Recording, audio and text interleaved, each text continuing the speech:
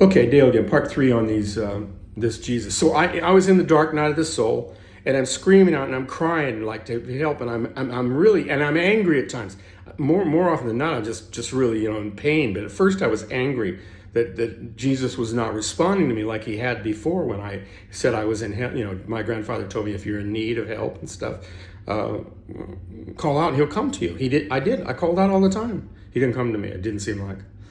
When I finally came through, it took me a little while. I was reestablished in this joyful, blissful place and depression was no longer part of my life, and it had no effect on me anymore. I'm serious, folks. This happened 20 years ago, and still, depression has no meaning to me because it isn't what I think. Doesn't hold the meaning that I thought it had. So because therefore, I'm not tortured by it in any way. To me, it's just time out. It's just like something's happening. I'll see where it goes, even when it's really, really painful, like it's been lately. Well, not so much now. I'm starting to come through it. It seems like, but like the last 3 months, yeah, even that, I get that. I see it.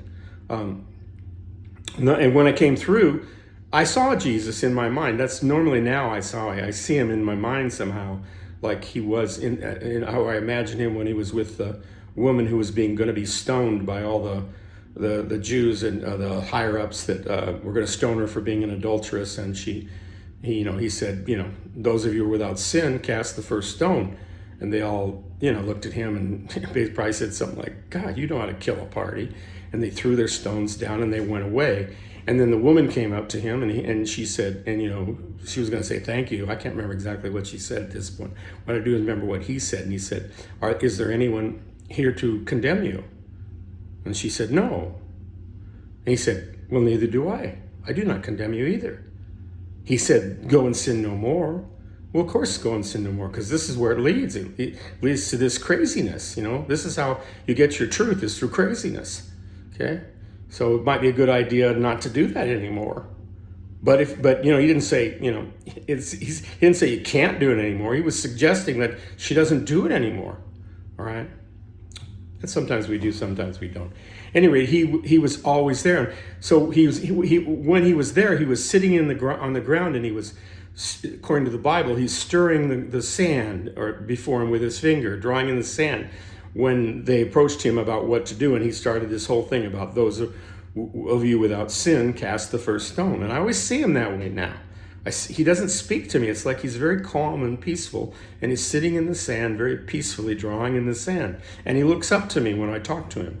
He doesn't say anything much. If anything, it's kind of it's like I can hear him, but it isn't like it's a conversation. And I asked him the dark night of the soul, when I was cussing and all that stuff. I said, this is what I said to him. I said, when I was going through all that and I was cussing you out because you didn't come to me and all that. And it's like I'm listening. And I said, you were there the whole time, weren't you?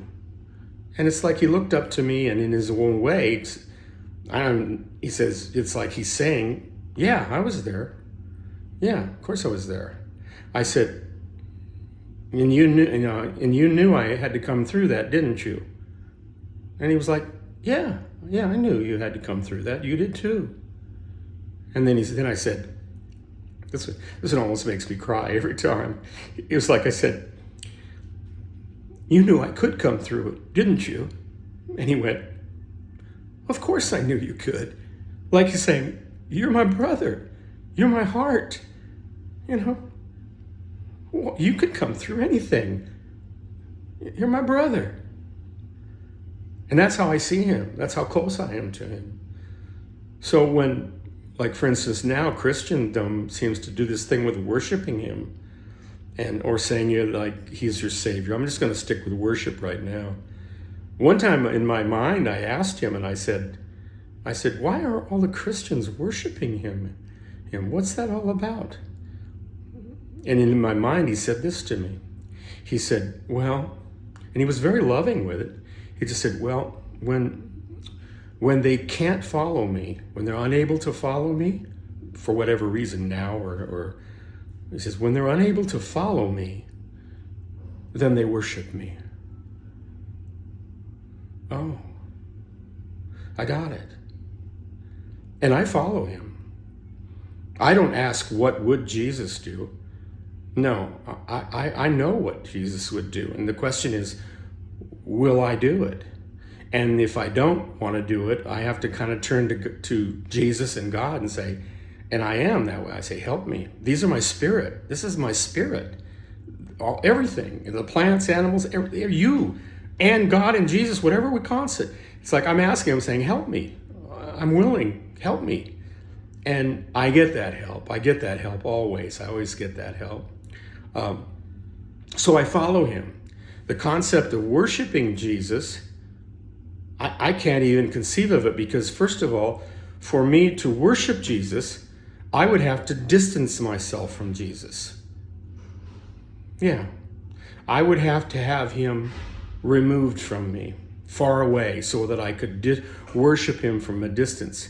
Because it would be almost like, like your best friend, and you love, and you have these conversations all the time, and you started worshiping your best friend would say, what are you doing?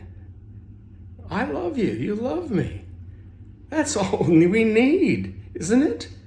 And it's like, yeah, you're right. I mean, the concept of worshiping, and the whole idea of Jesus, I realize that for most people, when they're worshiping Jesus too, they're worshiping a Jesus was way back 2,000 years ago.